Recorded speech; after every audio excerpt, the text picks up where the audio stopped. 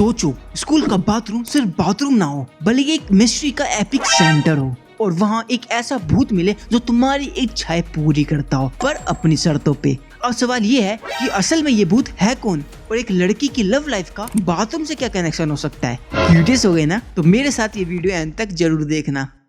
Anime की starting में हम दो लड़कियों को देखते हैं जो कि भूत के बारे में बात कर रही होती है।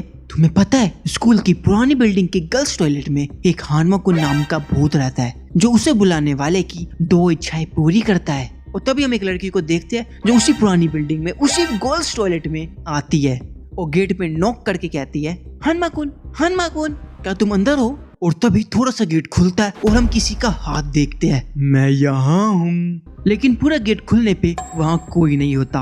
ओह, ये तो मेरी कल्पना थी। और तभी हम किसी को उसके पीछे खड़ा देखते हैं। मैं यहाँ हूँ। वो डर के उसे दूर ढकेलती है लेकिन उसके हाथ आर पार हो जाते हैं। यार, ये तो सच में भूत है। हाँ, मैं भूत हूँ। कैसी हो तुम? दोस्तों, ये एक ऐसा भूत है जो इसे बुलाने वाले की दो इच्छाएं पूरी करता है लेकिन बदले में बहुत कुछ उनसे ले लेता है। तो बताओ, क्या इच्छाएं है तुम्हारी? मैं वो पूरी कर दूंगा। क्या सच में तुम पूरी कर दोगे? यकीन नहीं होता तो मैं जा रहा हूँ, बाय। अरे नहीं, रुको रुको। हाँ बताओ, क्या इच्छाएं है तुम्हारी? तो दोस्तों, इस लड़की का नाम है नैने और ये अपनी इच्छाएं बताती है। मैं एक लड़की को ना बहुत पसंद करती हूँ और उससे दोस्ती करना चाहती हूँ। वैसे मुझे जानने में बहुत इंटरेस्ट आ रहा है कि ये तुम कैसे करोगे। ओह, ये सब मैं अपने स्पेशल टैलेंट से करूंगा। वो नैने को अपने प्यार को अपना कैसे बनाए ये बुक देता है, जिसे देख नैने वहाँ से जाने लगती है। कुछ पावर नहीं है इसके पास, नकली है ये, नकली। अगर इससे अच्छी चीज चाहिए तो भारी कीमत देनी होगी। कीमत? कैसी कीमत? तुम्हारे पास कोई टैलेंट है? अगले सीन में नैने स्कूल के गार्डन में आती है अपना टैलेंट दिखाने। यहाँ क्यों लाई हो? सब्जियां उगाना ही तो मेरा टैलेंट है। क्या टैलेंट है? नैने बताती है उसने गार्डनिंग करना इसलिए सीखा क्योंकि जिसे वो पहले पसंद करती थी उसे गार्डनिंग करने वाली लड़कियां बहुत पसंद थी। ये सब सीखने के बाद जब वो उसे कन्फेस करने गई तो उसने ये बोल के मना कर दिया, उसके पैर मूली जैसे है। और अब ये बात मैं भूल चुकी हूँ। कहाँ, याद तो है तुम्हें? अरे भूल गई बाबा। और अब मीनामोटो को पाके मैं उसे ये दिखा दूंगी कि मुझे भी कोई हैंडसम लड़का प्यार करता है। ये वही लड़का है जिससे अभी नैने प्यार करती है। हानमाकुन नैने की ऐसे हालत देख के उस पर तरस खा जाता है और उसे एक मैसेज कार्ड देता है अपने उगाए फ्रूट के साथ और अपने दिल की बात इस पे लिख के उसे दे देना। फिर देखना जादू। आइडिया थोड़ा पुराना है लेकिन ट्राई करना तो बनता है। अगले दिन मीनामोटो की क्लास में सब उसके डेस्क को देखकर हैरान हो रहे होते हैं और एक लड़की तो फोटो क्लिक कर रही होती है। अरे ये क्या है? ये कौन रख गया यहाँ पे? और तभी पीछे से मीनामोटो आता है। और क्या हाल चाल है भाइयों के? और अपने डेस्क पे टमाटर, खीरा और दिल शेप में मैसेज कार्ड देख के हैरान हो जाता है और किसी बच्चे का मजाक समझ के इसे इग्नोर कर देता है। ये प्लान तो सुपर फ्लॉप हो गया। सीन शिफ्ट होता है। सुनो, अब एक मस्त आइडिया आया है। तुम एक लंच बनाना और हो सके तो उसे डेकोरेट करके मीनामोटो के डेस्क पे रख देना। इस बार पक्का वो तुम्हारे प्यार में गिर जाएगा। अगले दिन नैने ठीक ऐसा ही करती है और मीनामोटो लंच ओपन करता है और इतना भयानक डेकोरेशन देख के वो उसे लॉस्ट एंड फाइनल में जमा करवा देता है। और ये प्लान भी फ्लॉप। ये काम नहीं किया क्योंकि तुम्हारी गलती थी। अब इस बार कोई गलती नहीं होगी। वो उसे दोबारा मोटिवेट कर देता है और अब नेक्स्ट प्लान में हानमाकुन बताता है, ये ब्रेड मुंह में रखो और मीनामोटो की इस तरफ आते ही उससे टकरा जाना। जब मैं सारा दूं भागो। नैने भाग के उससे टकरा जाती है लेकिन गड़बड़ हो जाती है। वो कहीं और जाके टकरा जाती है। और इधर जब मैं ऐसा कहूँ भागो तब भागना था। शिट यार, बहुत चोट लग गई। और इधर हानमाकुन हंस रहा होता है। हंस क्या रहे हो? मुझे तो लगता है तुम बस नाम के भूत हो। तुम्हारे पास कोई पावर है भी या नहीं? क्योंकि अब तक तुमने ऐसे ही रास्ते बताया जो कि कोई भी ऐरा गैरा इंसान बता सकता है। अच्छा, तो मुझ पे शक किया जा रहा है। वो बड़ा सस्पेंस बिल्ड करके एक डोल निकालता है। ये देखो। अब ये क्या है? कोगेशी डोल। तो बस ये थोड़ी सेक्सी है।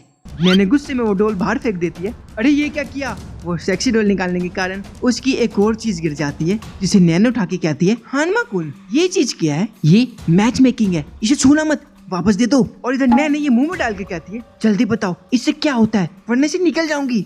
ये जल परी के ऊपर की परत है और इसे निगलने से तुम्हें शराब लग जाएगा। पहले बता देता हूँ, ये मत कहना नहीं बताया। और इधर नैने गलती से निकल जाती है। अरे ये क्या किया? अब तुम्हें शराब लग जाएगा। मुझे कोई परवाह नहीं। अगर इससे मीनामोटो मेरे प्यार को मान लेता है तो मुझे ये शराब मंजूर है। लेकिन तुमने मुझे पहले क्यों नहीं दिया? और हानमाकुन को झूठा कह के वहाँ से निकल जाती है और सीधा मीनामोटो के पास आ जाती है। लेकिन उसके पास कोई लड़की खड़ी होती है। भाई किस्मत तो इसी की है, जब देखो कोई ना कोई लड़की से घिरा रहता है। काम पे तो है ही नो। और तभी वो लड़की उससे कन्फेस कर देती है, मीनामोटो, मैं तुम्हें बहुत चाहती हूँ और इधर नैने भगवान से प्रे कर रही होती है कि मीनामोटो उसे मना कर दे। और गैस व्हाट, मीनामोटो उसे मना कर देता है। वो क्या है, मैं भी चाहता हूँ लेकिन किसी और को, और मैं उसके अलावा किसी और का नहीं हो सकता। और ये सुन नैने भी निराश हो जाती है। क्या मीनामोटो किसी और को पसंद करता है? कोई बात नहीं, जब तक ये मेरे पास है मैं ऐसा होने नहीं दूंगी, मैं उसे अपना बना के रहूंगी। और तभी उसे कुछ होने लगता है, उसकी स्किन चेंज होने लगती है और उसे एहसास होता है कि जिन्हें भी वो पसंद करती थी उनसे उसने कभी भी दिल से बात करने की कोशिश भी नहीं की, बस उन्हें पाना चाहा, बस अपने फायदे के लिए। और इसी गिल्ट के साथ चारों तरफ अंधेरा छाने लगता है। और तभी एक रोशनी आती है और हम देखते हैं कि नैने मछली बन गई होती है और उसे हानमाकुन ने बचाया होता है। अरे ये क्या हो गया, मैं मछली कैसे बन गई? मैंने तो पहले ही कहा था ये निगलने से तुम्हें शराब लग जाएगा। अब लग गया ना शराब, मैं पहले जैसी नॉर्मल कैसे होंगी? अगर ये दो लोग खा ले तो ये शराब उनके बीच बढ़ जाता है और उनके बीच प्यार से भी बड़ा रिश्ता बनने लगता है। और तभी वहाँ जलपरी आती है। पर एक सेकंड, जलपरी तो सुंदर होती है ना, लेकिन ये तो खैर वो नैनो को अपने साथ लेने आई होती है क्योंकि छोटी मछलियाँ जलपरी की गुलाम होती है। चलो मेरे साथ मेरी गुलाम, मैं तुम्हें अच्छे से रखूंगी, दूर रहो इससे, तुम हमारे बीच में आ रही हो। अभी मुझे इसकी एक और इच्छा पूरी करनी है। चल हट पिद्दी। जलपरी उस पर हमला कर देती है। हानमाकुन नहीं। फिर जलपरी उसे ले जा रही होती है। और तभी हानमाकुन कहता है लगता है मुझे अपनी ताकत दिखानी पड़ेगी। हानमाकुन अपने खंजर से उस जलपरी पे हमला कर देता है। हानमाकुन अपने एक ही हमले से उस जलपरी से जीत जाता है और उसे भगा देता है। और नैने को कैच करके कहता है वो ढीठ है, दोबारा जरूर आएगी।